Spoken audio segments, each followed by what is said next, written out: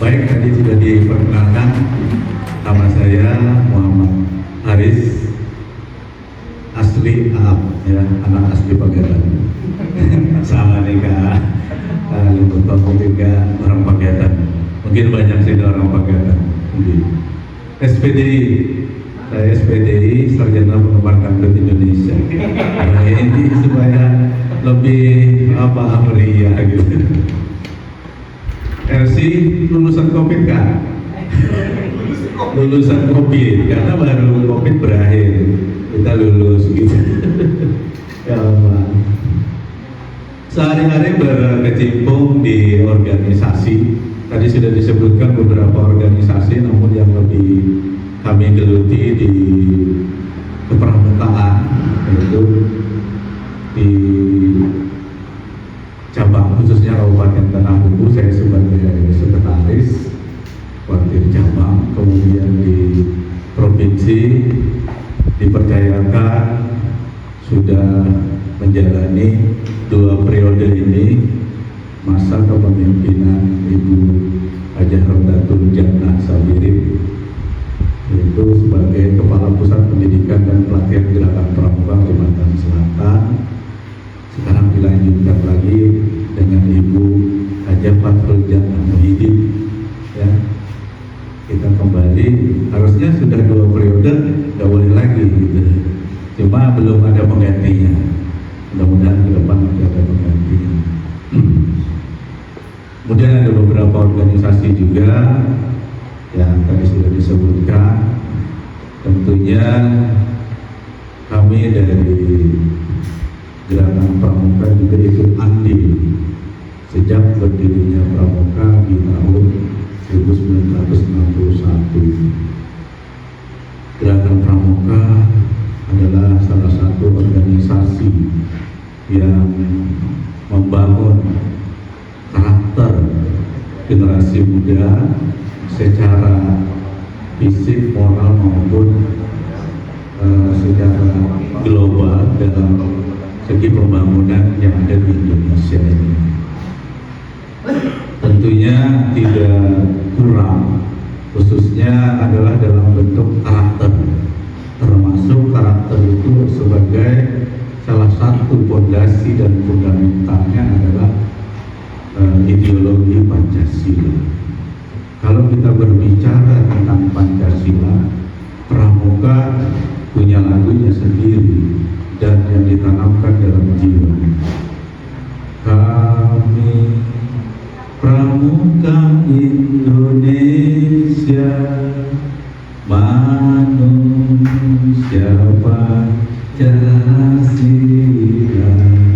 Nah ini salah satunya bahwa penanaman ideologi Pancasila di dalam gerakan Pramuka tentunya menjadi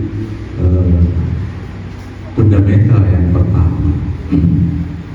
Dalam penerapannya kami selalu diimbangi dengan unsur-unsur lain, salah satunya adalah Dasadharma dan Trisatya yang menjadi juga fundamental dari sosok pembentukan karakter. Seperti apa yang disampaikan oleh narasumber sebelumnya, bahwa dalam menghadapi globalisasi, perubahan karakter yang selama ini kita rasakan, kita merasakan sendiri bahwa Indonesia mengalami krisis karakter. Dan pembentukan karakter ini tentunya tidak semudah membalikkan telapak tangan. Terkontaminasi dengan kebudayaan ini sudah pasti. Kalau kita bercermin di negara-negara maju, kami pernah berkunjung ke Jepang. Kalau kita memperhatikan di sana, pembentukan karakter di sana mulai dari kelas 1 sampai dengan kelas 3 SD itu belum calistung, belum membaca, menulis dan berhitung. Tetapi di sana justru malah diterapkan adalah pembentukan karakter. Bagaimana? mereka melayani teman mereka di meja makan, bagaimana menyapa, bagaimana menyiapkan makan, bagaimana mengatur kebersihan kelas. Inilah yang lebih awal yang ditanamkan untuk calon generasi dan calon manusia. Kita ini mungkin adik-adik kita yang ada ini masih calon manusia, karena yang dinamakan manusia sebetulnya adalah yang bisa bermanfaat bagi orang lain. Itu dikatakan sebagai manusia. Ketika kita belum bermanfaat bagi orang lain, kita belum manusia tadi, masih calon manusia.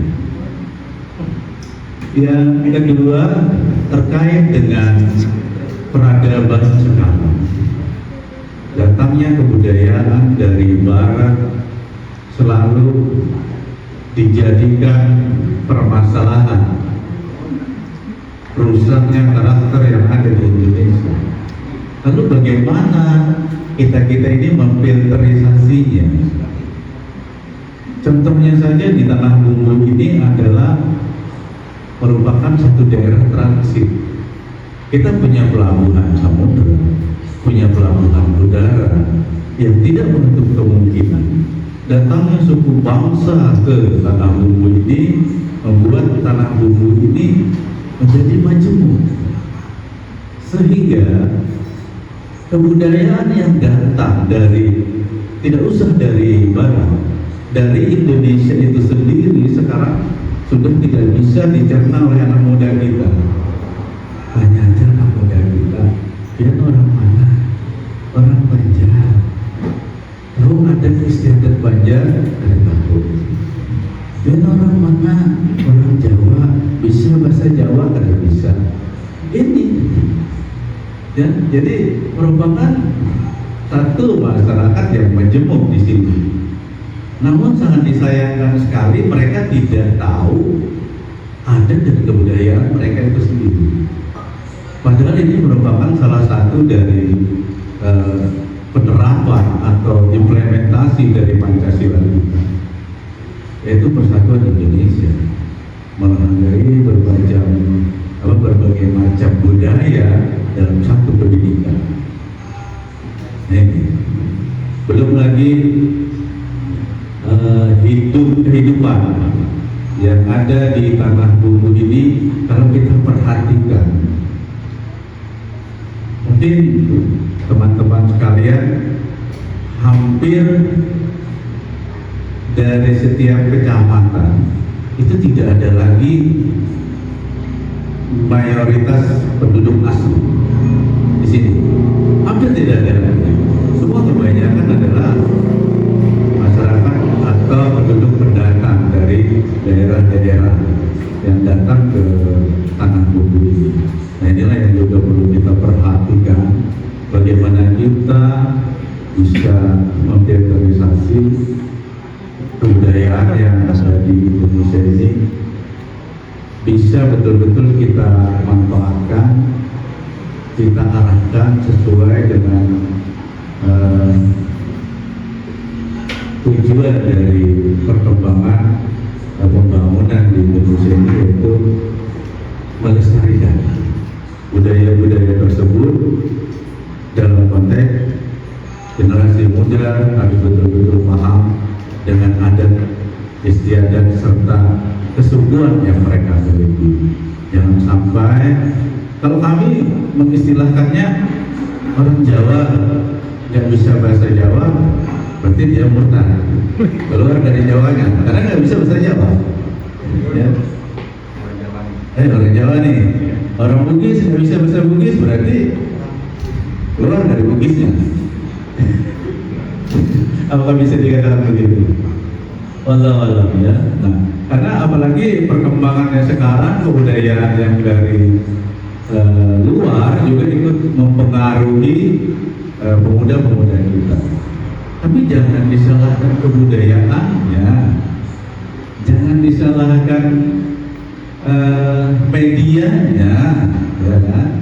Tapi bagaimana penanaman ideologi itu, kemudian norma-norma yang seharusnya dimulai dari rumah, sekolah, masyarakat, itu betul-betul bisa kita terapkan kepada generasi-generasi. Kemudian penduduk yang ketiga, penduduk asli kita di sini, kalau belum pernah jalan, itu di jalan alternatif itu kan, di sepanjang jalan alternatif itu banyak suku Dayak Ratus. Kalau nggak salah di situ ada 9 sampai 10 komunitas gitu, komunitas Dayak. Ada Gada, ada apa lagi, banyak di sana yang saya temui. Nah, satu ketika saya mampir di satu warung, kemudian bertanya kepada salah satu masyarakat di sana. Beliau kebetulan dari Dayak, suku Dayak. Saya tanya, Pak, ini jalan yang bikin pemerintah? Betul. Ini tanah atau hutan ini milik siapa sebenarnya? Ada yang mengatakan ada milik masyarakat, ada yang mengatakan ini ada hutan adat, dan lain sebagainya. Kemudian saya tanya lagi, ketika dibangun jalan ini, apakah ada ganti rugi? Terus dijawab sama mereka bahwasanya kami jangankan ganti rugi, diulangkan jalan aja syukur banget sudah diaspalkan, apalagi ada ganti rugi. Nah, jadi kalau melihat pengorbanan dari teman-teman kita yang ada di pelosok untuk pembangunan perkembangan yang ada di Tanah Bumbu maupun Kalimantan Selatan ini, itu cukup besar. Tidak hanya mengorbankan harta dan lain sebagainya. Yang keempat, kami lebih menekankan kepada peserta didik di gerakan pramuka terkait dengan penerapan dari gerakan pramuka atau Pancasila dalam setiap butir ini. Contohnya ketuhanan yang Maha Esa pada sila yang pertama. Ini merupakan, jikalau diukur dari filosofi nilai kepramukaannya, ada dalam Trisakti, yaitu kami akan bertanggung jawab menjalankan kewajiban terhadap Tuhan yang Maha Esa. Kami mereka punya kewajiban. Kemudian di Dharma yang pertama juga takwa kepada Tuhan yang Maha Esa. Ini merupakan satu statement Pancasila juga secara agamis. Setiap organisasi punya ini. Pasti di Dharma atau ketentuannya setiap organisasi punya kewajibannya. Selain itu, pramuka kami terapkan bahwasanya pramuka ini adalah pemersatu bangsa. Organisasi pemersatu bangsa.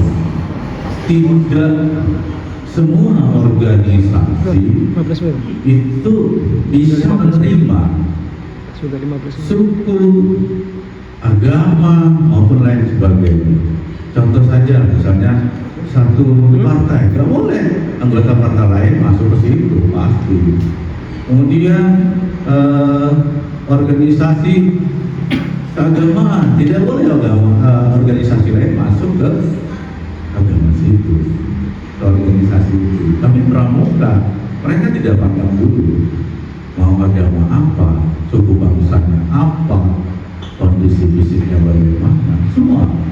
Karena ini merupakan generasi muda adalah aset bangsa yang harus kita bina dan harus kita upayakan seperti yang disampaikan tadi, bahwasanya menyongsong Indonesia Emas. Mereka betul-betul nantinya menjadi generasi yang militan, yang mampu mengangkat harkat dan martabat bangsa Indonesia di masa yang akan datang. Terakhir, dari gerakan Pramuka kami menyuarakan bahwasanya satu gerakan tidak hanya gerakan Pramuka saja, apapun itu organisasinya, kita bersatu untuk memajukan dan mendukung gerakan-gerakan tersebut untuk memajukan generasi muda kita sebagai generasi emas di tahun 2024, di 2020 ini berdasarkan 45 ya. Mohon maaf. Baik teman-teman sekalian, mungkin ini awal yang bisa saya sampaikan. Selebihnya nanti ada komunikasi atau kajian itu. Saya akhiri. Wassalamualaikum warahmatullahi wabarakatuh.